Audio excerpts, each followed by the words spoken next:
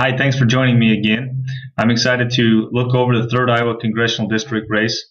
We have two excellent candidates here. Our incumbent, Mr. David Young, Republican. He has spent a lot of time in politics. He spent quite a few years as chief of staff of Senator Grassley, namely. Currently, he's in his 3rd year of office, running for his 3rd term as Iowa's 3rd Congressional District Congressman. The challenger, who's an excellent challenger, and she's done a great job at raising money, is Cindy Axne, Democrat, small business owner, and community activist.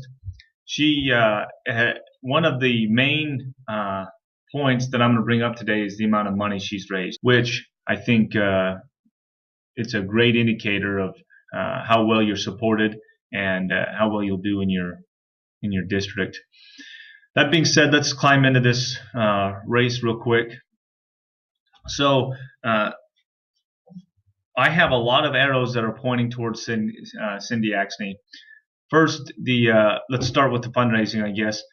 She's raised $2.9 million ending September 30th, as compared to our incumbent, Mr. David Young. Only $564,000 has been raised. And so in that same time-raising period, Ms. Axne has crushed it. $2.9 million, I would argue, is probably one of the highest fundraising districts in the country at that dollar amount.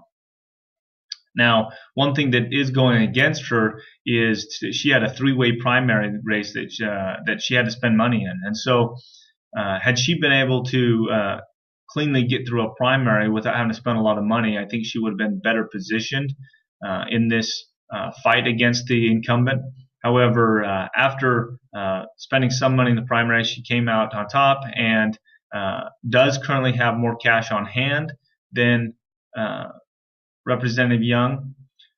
The other couple of arrows that we have going for Cindy is in the New York Times Siena poll. She's up by 1. This is the most recent poll. That poll only has a 4.6 margin of error, and it was done September 27th through the 30th. I couldn't tell how much the Kavanaugh effect was playing in this poll, if it did at all. However, 538.com also gives her a 62% chance of winning, which went up. On October 13th, she only had a 57% chance. Well, I shouldn't say only. She had a 57% chance of winning on October 13th. Now, October 17th, she has a 62% chance of winning. So 538.com has increased her chances of winning. So let's look at the incumbent, Mr. Young. He leads in the Emerson poll by 16 points. Now, this poll was dated September 6th to the 8th. I really like the Emerson poll. I like how Emerson does the polling. They do live polling, and then they also do a live panel. And this, over the various polls I've looked at with them, they are very good predictors of outcome. What's crazy is the huge swing. We had a 17-point swing between the incumbent and the challenger over just a couple of weeks between the Emerson and the New York Times Siena poll. So I think I'm leaning a little heavier towards this Emerson poll, a little more confidence in that poll.